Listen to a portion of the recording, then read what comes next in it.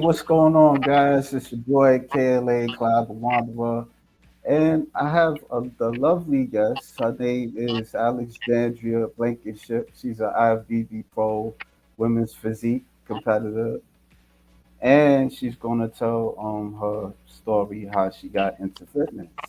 And I appreciate you hopping on. Now, I've seen you on Instagram, and then you was on my boy's what's his name? All the Race George Page podcast. Hmm. And so, but I appreciate you getting back to me. And Sure. yeah, yeah. Is my headphones is okay? Do I sound all right? You sound good. Oh, okay. All right. Yeah. Well, I really appreciate you hopping on. And I noticed that you do like custom made suits. And how long you Yes. been doing that? I've been doing it since 2023. Yeah. So it just started as a hobby. I've always been artistic and crafty. So um, I uh, with women, especially female competitors, it's really expensive for us to compete, and a huge chunk of that cost comes with the competition suits. And suits for us, you're looking at anywhere from like $300 up to over $1,000 for one custom made suit. So since I knew how to sew, I knew how to put gemstones on a suit. I decided to start doing it myself for my own suits. I At first I would just make my own suits for me for my competitions, and then I had some folks who were interested in like, hey, could you make me a suit? Um, and I'll pay you for it, not just like for the materials, but for your time, et cetera, et cetera. So it just started from there. And then I decided to open up an Etsy shop, and the rest was history. So I've been in business for, yeah, 3 years now with my Etsy shop, and it's been going great. It helps pay for, offset the costs of, competing and what have you. So yeah, and it fuels my artistic side and my love for creativity and making new designs and what have you. So it's a win-win deal. That's cool. Like I'm gonna ask a silly question. It's cheap. It's cheaper than the actual suits that the bodybuilders they purchase. The suits on my shop, they usually run anywhere from like up into like $300, just under $300. Um, my vision and kind of like my mission statement for my shop was to basically allow women competitors to access decently made stage suits at a very reasonable cost, because it is very, again, like I said, it's very expensive, especially for the female competitors. Guys, they don't really have to worry about the cost of their trunks, which they're never really going to spend more than 60, 70, maybe $100 for their trunks.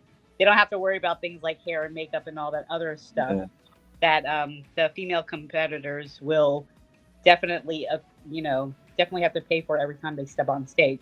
So, and I know there's plenty of women out there like me who are frugal.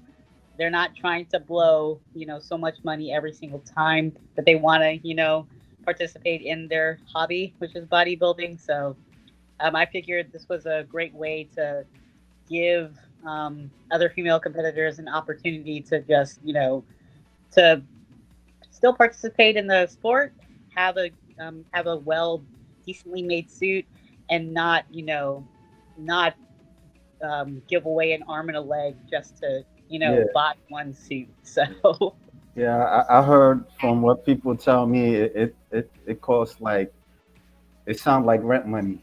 The yes, suit. yes. Like, do I pay rent this month or do I buy my suit? Yeah. Yeah. Yeah. I do What? remember. So the very first time I competed, I did buy a suit, and it was only $200. But when I got my suit in, I was very kind of disappointed in the quality of it, simply because it was just like really roughly made. All the gems were barely holding on to it. So the minute I started just putting it on, all the gems were just like coming off of it. And I was like, man, I was thinking, man, I could have literally, um, I could have literally like popped something out through my own sewing machine and with some gems and some E6000 glue and made something so much more better than this. And I just spent $200 on this, That's on this suit. And yeah, so that was the catalyst. I was like, no, you know what? I'm gonna make my own suit the next time I step on stage. So yeah, that's cool. That's cool that you. I remember I was talking to one woman. This was like last year.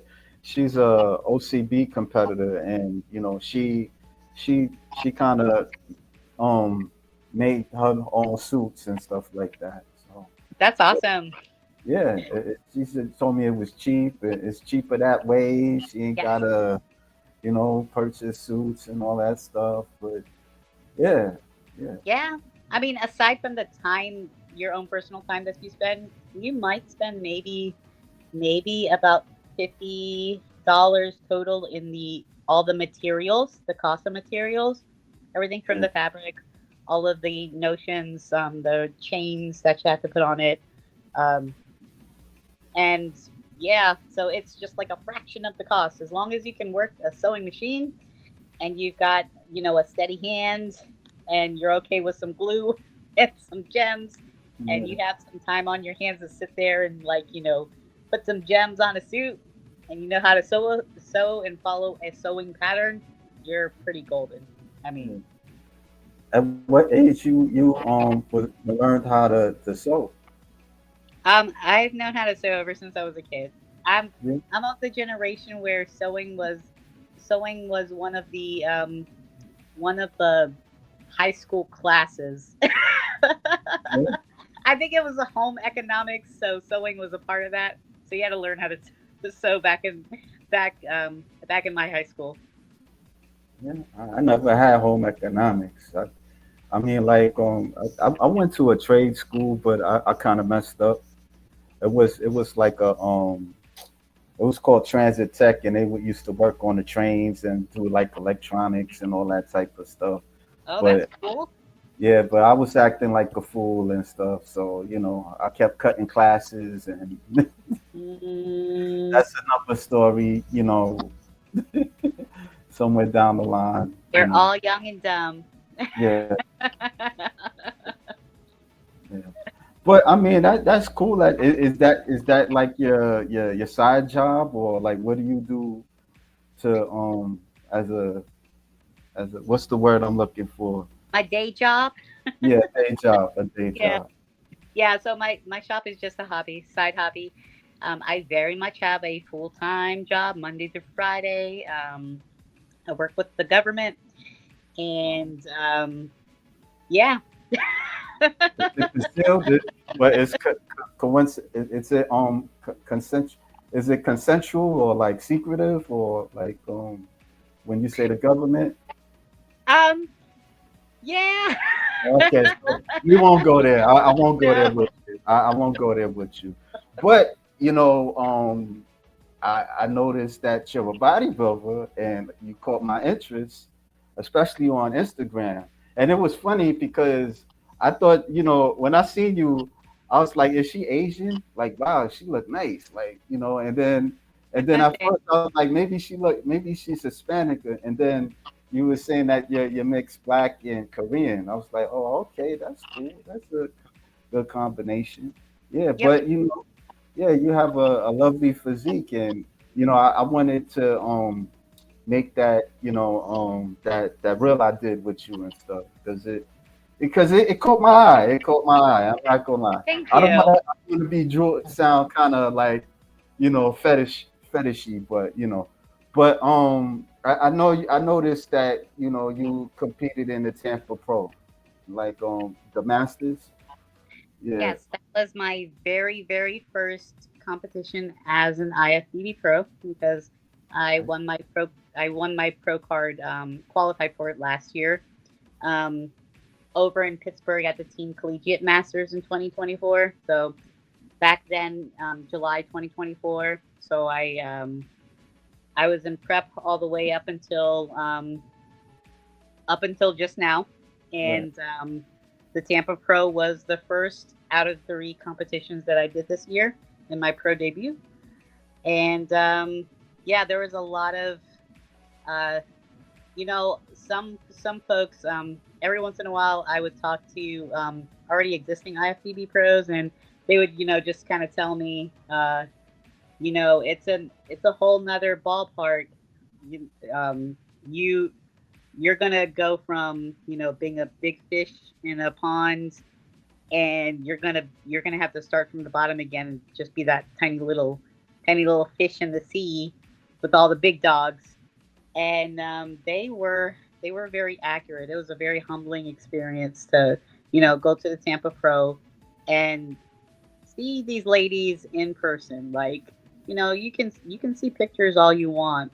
You can even see videos, but when you see these ladies in person, I you know I know I'm short, but I'm always so used to knowing that, like, I'm muscular. Mm. I As soon as I got there, I was like, oh no, I'm not muscular. this Yeah. is this is reset. This is factory reset my expectation. My expectations or my perception about how muscular I am. I was like, these ladies are wow. Yeah, they And jack, huh? yeah, and so I was like, uh-oh. I just hope I don't get a last place. What place you was in? Like I got so I competed in Masters 40 plus, yeah. and I got fourth place. There were, I believe, about eight ladies in my class, Yeah. and yeah, so middle of the pack, which isn't too bad. Yeah, it don't sound bad. The fourth place Yeah. out of 8 million. Yeah, yeah. I noticed, I was watching like some of the highlights and stuff. Like the audience, it was very small. Like, like what was your thoughts on that? Like you, like do you think it should, like it could be a way that it could be a larger audience?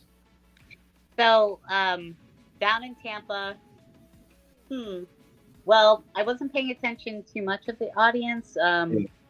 Yeah, And unfortunately, women's physique and women's bodybuilding, um, they are they are probably the least popular yeah, women's divisions in there. yeah, Obviously, bikini is going to be the most popular. Wellness is usually the second most popular, and then there's figure as well, which is um, or figure could be a little bit more popular than wellness. Really, it just really depends. But right. there's a lot of interest in those divisions.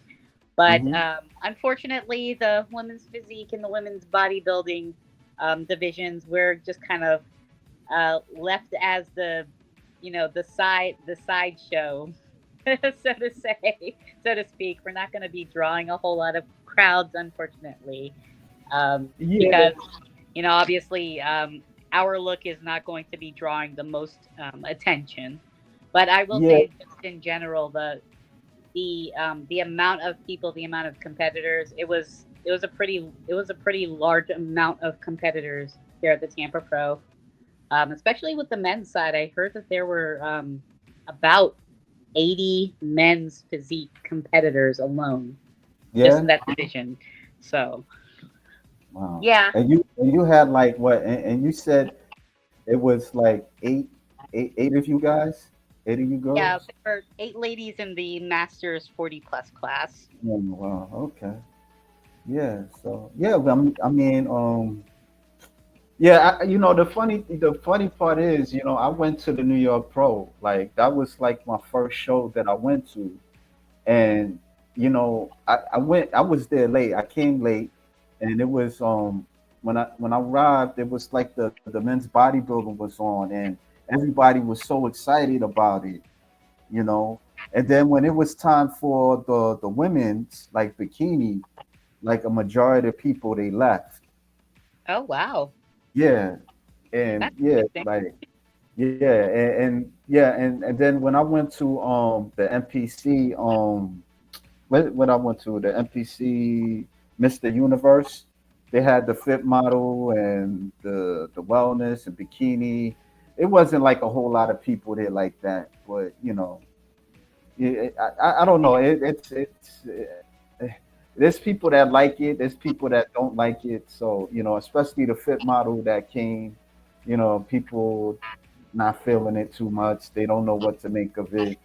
You know, I remember like there was a woman like behind me, and she seems like she was a bodybuilder, fitness trainer, and she was like, I don't know what to make of this. Like, what am I looking at? It was like okay, so Yeah, you know, ugh, I, I personally, I can kind of see there's some very strong points to be made on either side of the fence. yeah. From a business perspective, if I'm running the league and I want to continue to push the sport into future years and to also be flexible with the changing societal what's popular in society. Just like any business, you have to adapt, right? Mhm. Um, and uh, nowadays, we just in general, like especially with us Americans, we are more accepting of things like the dad bod, the softer look, being more inclusive with different body shapes and sizes. Mhm. That's been a running theme for you know a good decade plus on. So unfortunately, historically bodybuilding is very much not in line you know, with that openness. So, uh, and also, running a business, you want to continue, in you want to continue to have a revenue stream. And although there are people who buy tickets to go see a show, the majority of the money being made is going to most likely be the competitors who are signing up for the shows, registering, paying those fees to join a show. Um, because most shows you're paying at least, if you're a competitor, even just that, even if you're not an IFBB pro, if you're just an amateur coming into an NPC show, you're paying about $160 per class, per division that you decide to participate in.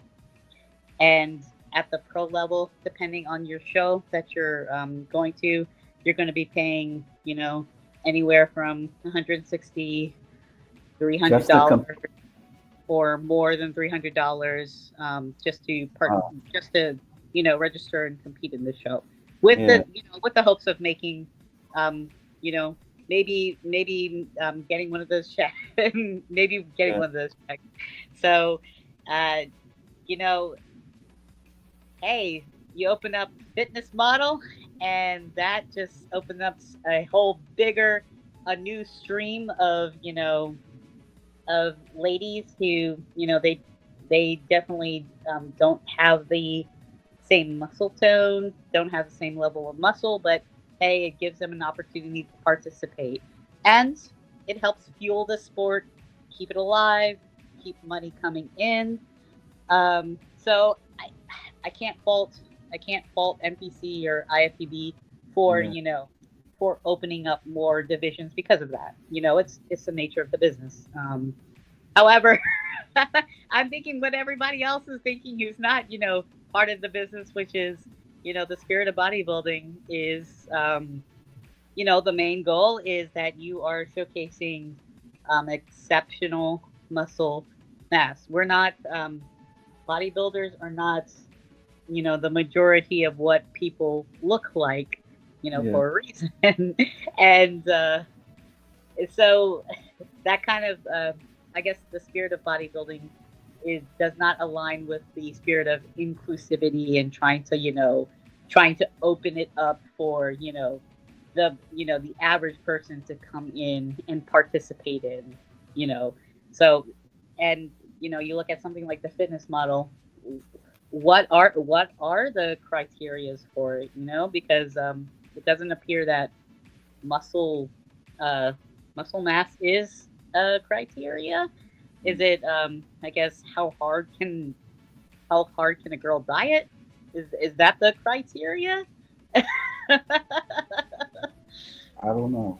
But, I mean, enough of that. I mean, I want to focus on you. But like, I noticed, how you got started into bodybuilding. You were like overweight. Yeah. Um, so my life story, I was overweight as a kid. Most of the side of my family that I did know, my dad's side, everybody had type 2 diabetes, Mm, hypertension, heart disease, the whole, medical stereotypical profile of um, southern black folks. so um, so I was overweight as a kid, all the way up until I hit my 20s. Then I started doing cardio, and I would just mess around in the gym a couple of times, not really knowing what I was doing. And yeah. then uh, I had my daughter, and during the pregnancy, I gained a good, gosh, I went from 110 pounds to 165 pounds. Mm, Um, and after she was born, about 3 or 4 months after she was born, my weight only went down to 155. So I knew that, wow, I just gained close to 50 pounds just in body weight. That wasn't the baby, that was me. That was just all me. So mm, I knew how to do something about it. So, I started just at home doing home exercises. I was one of the folks who would buy Beachbody's Insanity DVDs, play that while the baby is napping, get my exercises in, do walks outside, and then I slowly worked on my diet and getting that taken care of. And that's when I fixed the diet. That's really when my weight really started getting back down. And as my daughter got a little bit older, got back into working full time at my job and establishing daycare. I started going to the gym regularly and really just uh, finding those free workout plans on bodybuilding.com, from back in the day, and just following that. And after I started like just learning how to lift weights, I absolutely fell in love with it. And I loved seeing myself get stronger. I loved seeing like, the changes um, of just like sticking to something, um, developing that discipline, and just making it a part of my daily routine essentially. yeah. Uh, and the rest was history. Uh, I had been working out for about close to close to 8 years before I jumped into my first bodybuilding show, Oh and yeah, then 8 years before you. Okay. yeah, Wow. Yeah, I mean, like for me playing the videos and stuff, you really kind of mean business. Like it was one part. Like I'm gonna just play a little bit because I played it before, but like this part, that it's like you doing a little squats, like powerlifting and stuff. Yeah, yeah. yeah, It's kind of addictive to see yourself, see where you start at, and then just progressively just get stronger and stronger. So yeah. I'm naturally a very competitive person. I always try to improve. upon setting new benchmarks for things. So yeah, it just really fed that part of my personality, just to keep improving, keep getting stronger, keep getting better, get more efficient, see how far I can really just push myself. Yeah. Is bodybuilding like the only sport you competed in, or you played other sports? No, I was not into sports when I was a kid, unfortunately. Oh, yeah, I tried to play basketball. I started. I played at a late age, 17. What made me start it because I would watch people play, and like something in me would want to play, but I didn't know how to play, and just like long story short, I just kept sticking with it. So I was always mediocre and stuff. So, but yeah, yeah, Hey, but doesn't body, matter. Do what huh? you love. Doesn't matter if you suck at it. Do what you love. Yeah, yeah. I stopped though. Like, I had other things I had to do and stuff like that. But who knows? Maybe I might do it again. Yeah, but it ain't really the same because there were people that I knew they they they they stopped and some passed away, and you know that's another story. I ain't gonna go deep into it. But how far do you see yourself competing? Um, until my body tells me no more, no mas, no Yeah, mas. yeah. I And mean, you know, I assumed that, or I presumed that. Oh, I really only have a couple of years until everything really starts going downhill. Really starts going downhill for me because I'm already 42. I got into the sport really late. doesn't And matter. I'm sorry. No, I said it doesn't matter. Like there's people that start, in their 40s. Like Sherry Priami, I think she started somewhere in her 40s. Like look at her, she's like a pro, and she was in the Olympia. You know. Yep. And especially in these past three shows, competing with other masters athletes, and seeing how old they are, and they're still doing this sport. They're still doing what they love. They look amazing, absolutely amazing, especially when you compare them to their fellow 40, 50, and 60-year olds. And so I assumed, I was like, I'll see how long I can do it while I'm in my 40s, but I'm probably gonna have to stop, in a Well, couple of years. So I'm just gonna keep going and see what yeah. happens. Yeah, I mean, it's kind of what's the word I'm looking for? It's intense. It's an intense sport. People don't understand it. they, they don't understand it, and yeah, it takes time to just for me, just trying to like understand the prep, and just certain foods to eat, like macros, counting your foods. Do you do the macro stuff? Yes, Okay. yes, yes. Um, even and uh, well, people might argue this. Especially if you're a good athlete, you're going to be counting macros even in your off season. You're going to be tracking everything. Um, but yeah, prep is it's a lot. It's a Yeah. whole lot. you're You turn tracking ev- into you're tracking everything that goes into your mouth. Yeah. Do you turn And green? I'm sorry. Do you turn green like the Incredible Hulk when you mad? Sometimes, especially Uh, when I'm deep in the prep, deep in the cut, yeah. and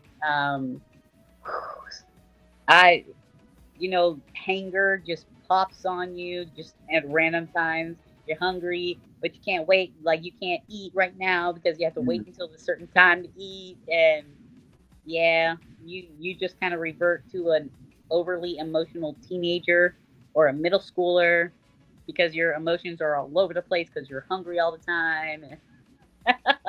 Yeah. and you're tired and you're fatigued. And Yeah. then you're second guessing like, what the hell am I doing to myself? Why am I doing this? I just want to eat that piece of cheesecake right there, like, and all these feelings can just go away. I mean, I mean, I don't think I would do it, but it's a discipline. You just got to know why you doing it for. You Yeah. know, yeah, it's a discipline.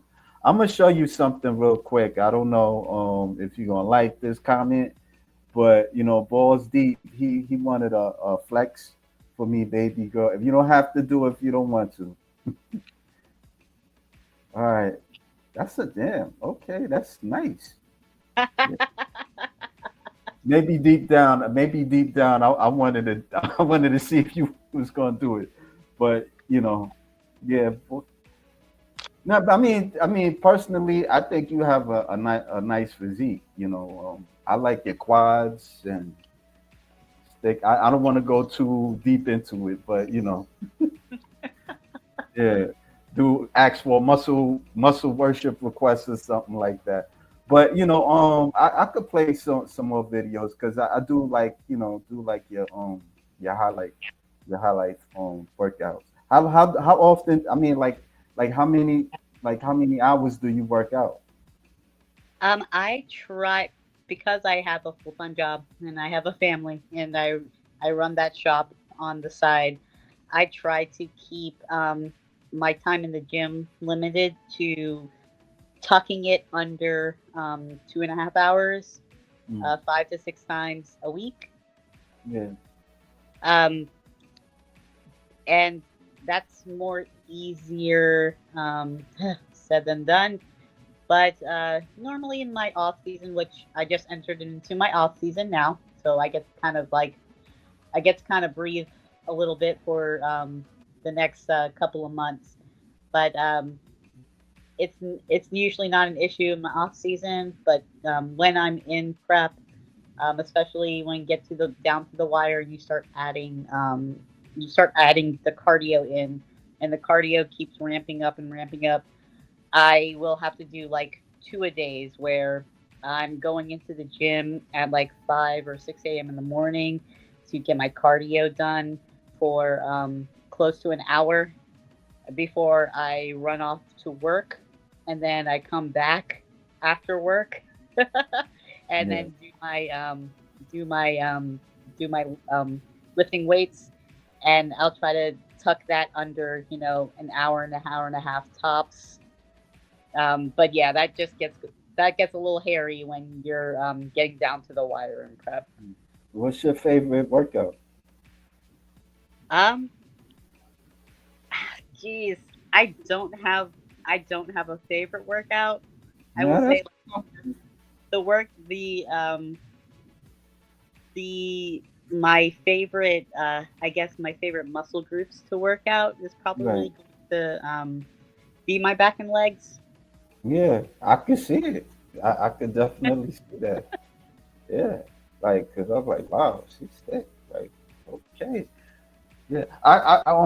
Like in the interview, you're married, but you got separated because forgive me if I'm bringing that up. I don't know if that sound like a touchy subject, you know.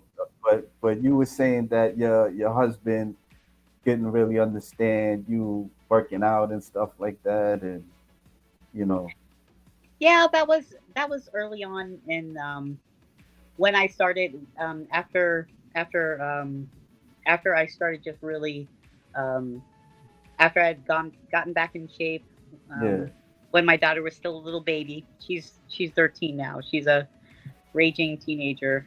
Ugh. yeah, But but yeah, yeah, when she was little and I just gotten back, back in shape and what have you. Like I said, like I'm a very competitive person and I absolutely love seeing the progression. So I was, definitely dedicated to going to the gym, at least 6 days a week. And that can cause that can cause a strain in the relationship. Yeah, And you know, going from someone who wasn't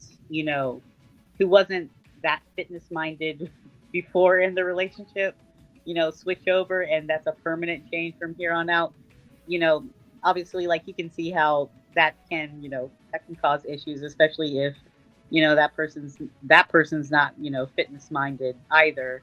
And so it's not it's I guess what I'm trying to say is it's not so much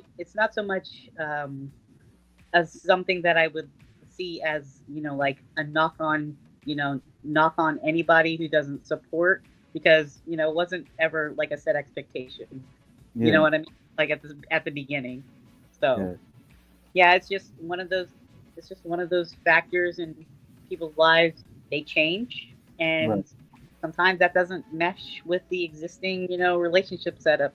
So No, I kind of understand like your point of view to it, because you was unhealthy.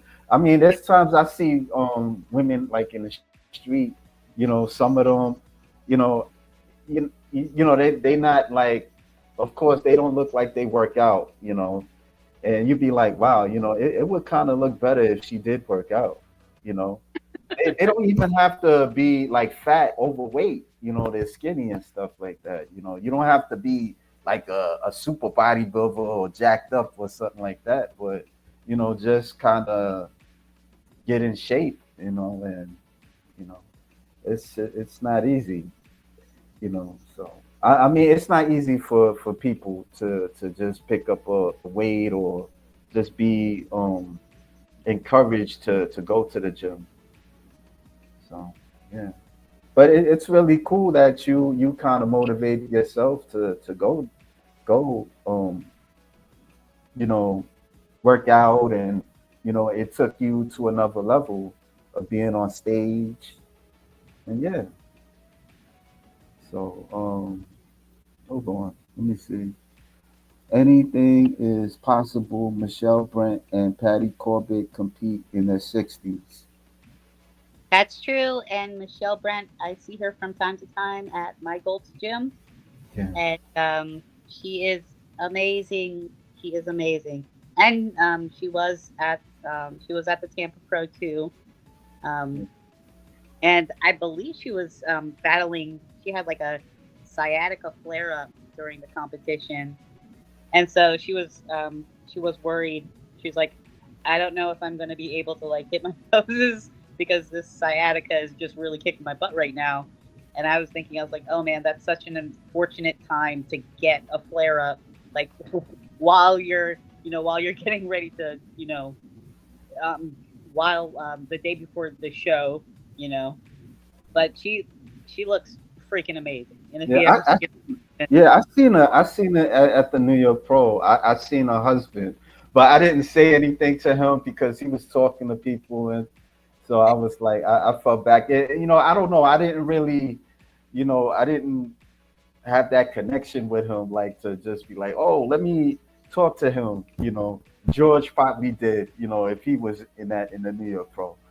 So he interviewed her. So, but that's another story. But I did see her, and she got impressive arms. Like there was one woman that I seen, and she wasn't on stage. And I'm not gonna lie, I wanted to ask her, if I could take a picture, but she was talking to people, and I was like, nah, I'm gonna leave her alone. And then she ended up like she ended up really it wasn't the plan. She just kind of she sat with the people that she was talking to, so I didn't really get a chance because I thought she was gonna come towards me. I would have could have said some. I would have said something, but I didn't get that opportunity. But yeah, but it's some impressive looking people. I heard you're really short. You're like what, like, well, of course, duh, but you're like what, like 4 feet, I'm 4'7" and 4 foot. shrinking. Yeah. I think a few years ago, I measured myself and I was like, oh gosh, I'm 4'9", and then I measured myself again a couple years later. I'm like, oh no, I'm 4'7". You ever been with somebody that was like really taller than you, like 6 feet? Yeah, How was that for you? that that's always I think I think most shorties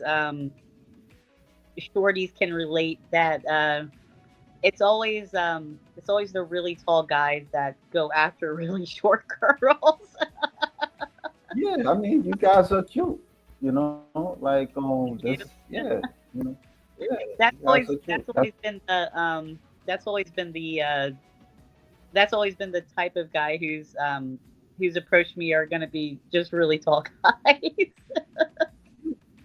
But the funny thing is, with taller women, I don't want to say all of them, but some of them they really don't go for like guys that's shorter than them for some reason.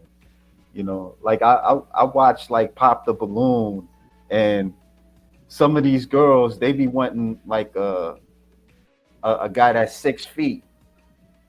They always be requesting that for some reason. Why did you pop your balloon? Because I felt that he's kind of like to my range of height. You know, and then it'd be like the guy is taller than them, and they're wearing heels.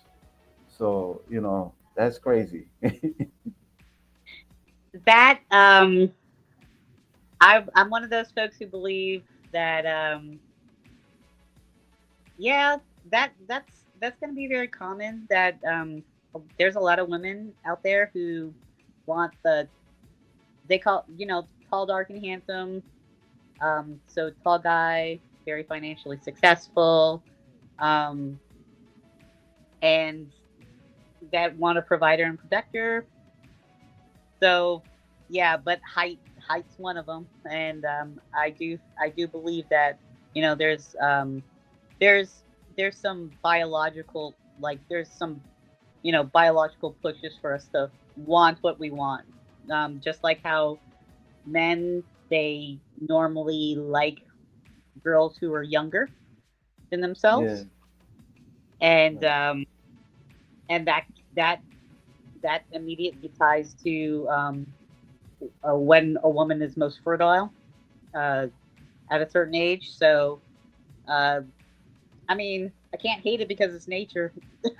Yeah, So it is what and it women is. want tall guys because for us humans, uh, you know, just across the board, if you ever see just how the general public um, perceives tall men, Mhm. tall men are more likely to be in higher executive positions, be a community leader, um, more just overall successful, and that is simply because of their height.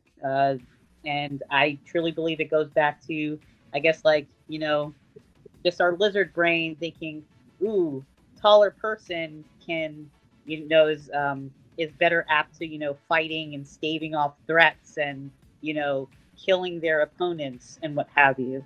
And, and a woman will see that and go, ooh, he can protect me.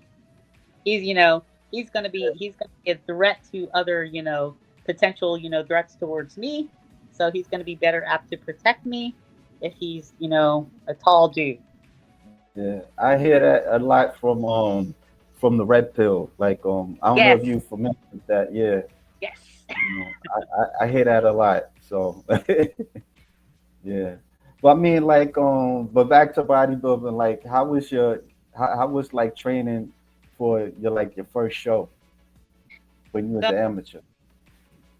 this past, just overall this past year, because most of the work goes into the off season. All of the muscle that you're building in is when you are at your fluffiest, your heaviest. You All that time before you actually go into prep is your opportunity to build and pack on as much muscle mass as you're able to, because the prep, when that starts, all you're doing at that point, you're not really building muscle anymore. you're just cutting away fat, and you are trying your darndest to hold on to as much muscle mass as possible while you're cutting down the fat.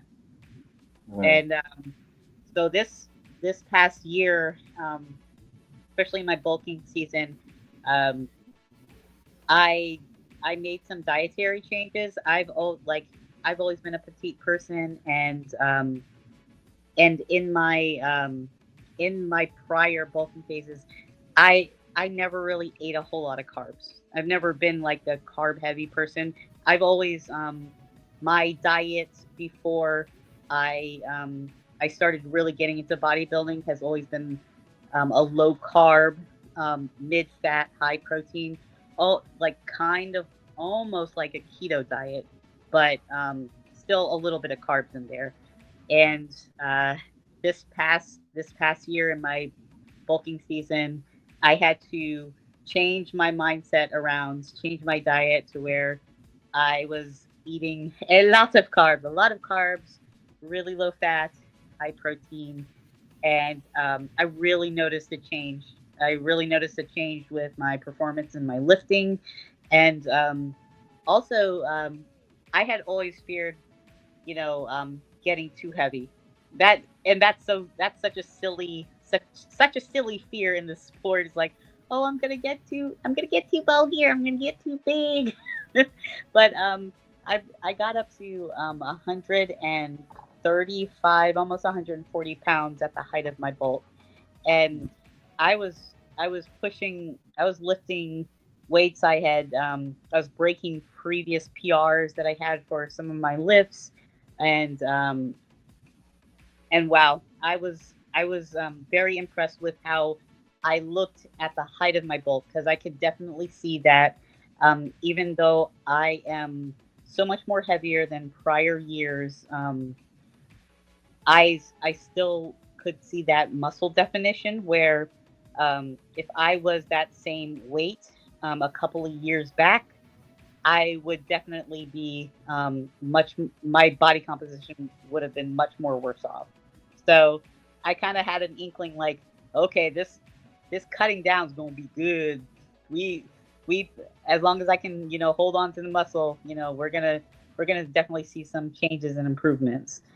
And so this time around, when I got with my coach, Derek Natcher from Loud Performance Training, um, he kept me on a moderate carb, really low fat, high protein diet, and had my training to where it was enough, just enough resistance, just enough explosive movements, so that I could maintain my muscle mass while Yeah. introducing cardio incrementally to start driving off the fat, and also to make sure that I didn't run into a lot of fatigue, because that's a lot. That's also an issue that I would have in prior years, is that I'd be working out so hard during my prep while I was cutting down, um, and I would run into injuries left and right. I was constantly fatigued, constantly had to deal with DOMS, or muscle soreness, and what have you. And this time around, I felt almost lazy. I felt almost lazy during this prep. Like I was not, I wasn't wiping myself out as much. I was probably eating more overall than I had ever eaten during a cut down phase, all the way up until, like, a month out from the Tampa Pro, and I was, and the body was just bodying. I was seeing things that I've never seen before, and I was just like, wow, wow. What kind of carbs you would like you you was absorbing? um, what do you mean? Like what you was eating? I'm trying to find the right word to say. Excuse my English. Like what kind of like foods that you was like eating, like carbs, like when you say like a low carb diet and stuff like that. That's why I'm trying to ask. So, So when I used to eat like, just like low carb, I made Yeah, sure everything was no sugar added or sugar free. I did a lot of like high fiber foods, and a lot of, like a lot of advertised, keto food products. So you'll see things like, keto bread, keto keto tortillas, switching out, instead of rice, doing like rice cauliflower, instead of pasta, doing zucchini, um, and yeah, just learning how to bake, learning how to bake, with low carb substitutes, using nuts as a flour instead of, regular flour, um, things like that. are you a good cook or? Yes, yes, I am. Okay. What foods you be cooking? That really depends. Before, I would be cooking everything under the sun. Like before I got into competing, I love like looking up recipes, making new things, um, making casseroles, roasting meats, just really trying everything, anything and everything. And Yeah, I baking, loved baking, absolutely loved baking all of these sweets and what have you, cookies, cakes, you name it. I was baking it. yeah. But George, uh, when I became a George. bodybuilder, it was, hey George. When I became a bodybuilder, it was all just bland food. So, your uh, baked chicken breasts, or, if I ate ground beef, I would have to rinse it afterwards, like rinse out all the flavor because you have to get all the fat off of it, and just using just dry spices to season everything, and plain. If there carbs are involved, it's low fat carbs, so none of the fun carbs. It's like rice, steamed plain pasta, uh, regular potatoes with nothing on it. Yeah. Your daughter like your cooking? She doesn't eat what I eat. Um, Oh, no, not on prep. She doesn't like my food. yeah. She I don't when blame I her. I ain't gonna lie. when I do make, I don't blame her, but when I do make foods, when I like right now, I'm getting back into just like normal cooking, so I'm making everything, you know, everything without restrictions right now in my cooking. More so for her, and she's enjoying my food now. Yeah. Do you think she'll follow your footsteps, like into bodybuilding, or I that don't ain't think. really hot? Yeah. It's not. It ain't for everybody. Maybe who knows? Oh, Maybe in the future she'll have a moment. You know, she'll probably like, yeah, I remember my mom used to be bodybuilding. Let me see if I could do that. You know. So you know, he says, my soul sister. When you was growing up, could people tell that you was black, or well, they could tell I was mixed. oh, okay. I know that was a silly question. Everybody assumes because I'm just tan, like, oh, she's got to be Hispanic. So, and I would fool a lot of Hispanic folks. A lot of people just come up to me and start speaking Spanish, and I'm like, lo siento, pero no sé hablar español. And they were like, really, really, are you sure? You ever learn Spanish? Only in high school, like conversational No. Spanish. That was it. Yeah. Yeah. I try to learn Spanish at times. I was like in and out, you know. Have you ever try to learn Korean? Um, I can read the. I guess I can read the characters, and Okay. that's just about it. I know some phrases, and that's all I got. But it is All a I know is I say yo. That's all. That's all I know. yeah. Yeah. it is a shame. I had put more focus and effort into learning Korean as well as other languages. Yeah. Yeah, because I don't know, us Americans, we're kind of lazy around like having to learn other other languages. We have all these other countries and You want to people know a coming in, secret? they're like, yeah, I already know four different languages and what have you, and I'm like, oh, I only know one. All right. Somebody's showing off right here. This is Benny Y- over here. He got the Korean alphabet and all that stuff. You can read that? 안녕하세요. 안녕하세요, Oh, Vinny. oh, okay. All right. He said All right, hello. Benny. All right. That's good though that you can read that. I learned Chinese. Yeah, I feel Oh, that yeah, is learned hard the man- mode. Learning another language. Oof. And yeah. there's several different dialects. Is that right? There's Yeah, yeah. There's Mandarin. There's Cantonese. There's Fukinese. There's some Shanghainese, from what I know.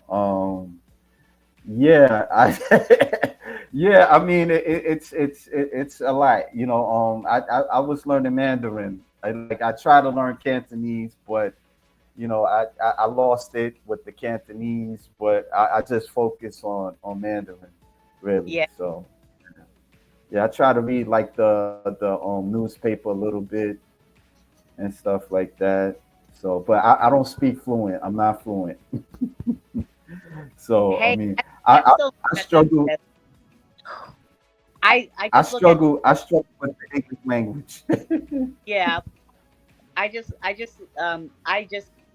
I imagine like folks who do live, who were born and raised in China, who live there, like how there's so many different dialects going on, all in the same like plot of land.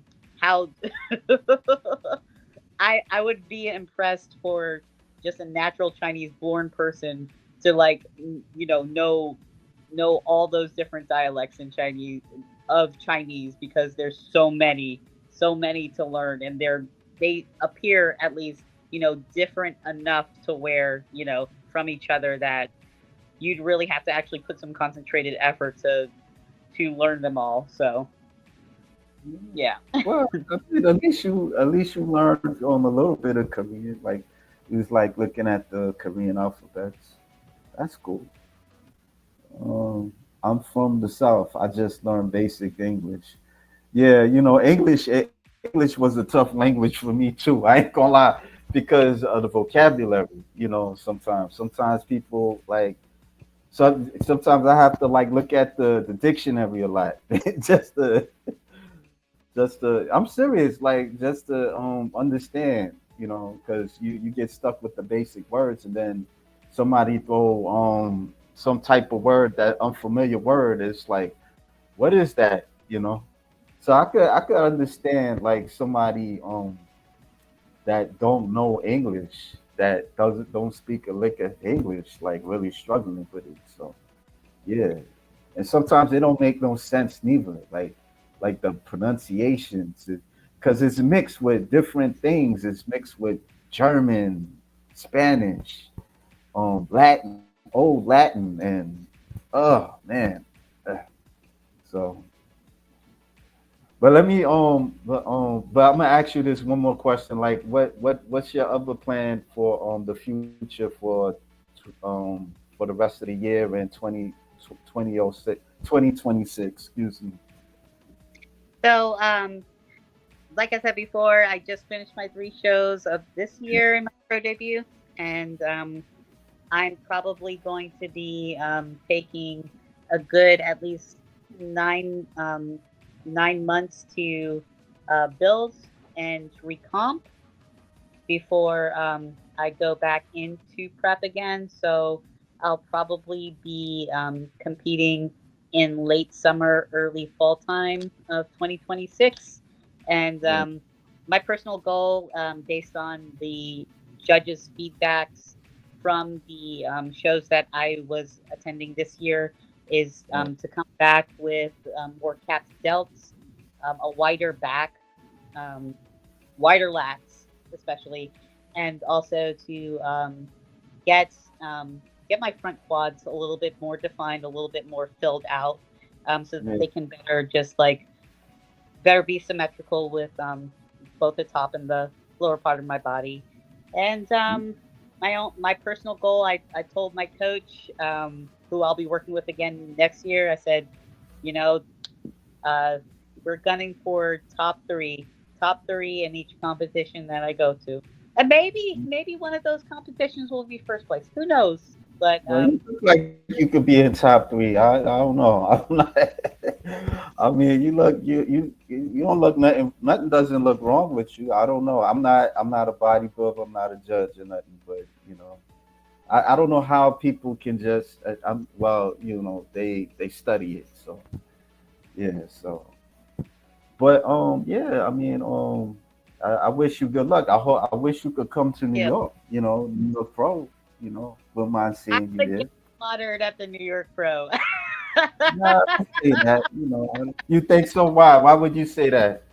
um, Who's a threat to you? Who you think that's a threat for you? everybody. Yeah, I you know I don't follow any particular venues. yeah, But just from what I've seen, New York, and I believe also like places like Chicago too. Those seem to be like the huge hub of big name athletes, really big name IFBB pros going to every single year, and just seeing just seeing the stage shots, after the results of the show, and who's the winner, who the winners are, and what have you.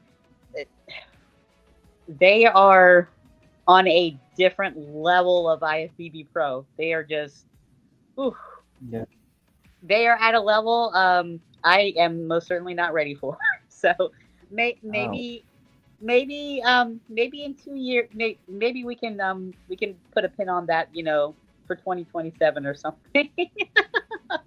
if you got me making videos about you, I think you can go. I appreciate the vote of Yeah, confidence. but yeah, I mean, yeah. I mean, it's up to you. It's up to you. How you feel, But sometimes, George, he likes saying this. We get in our own way.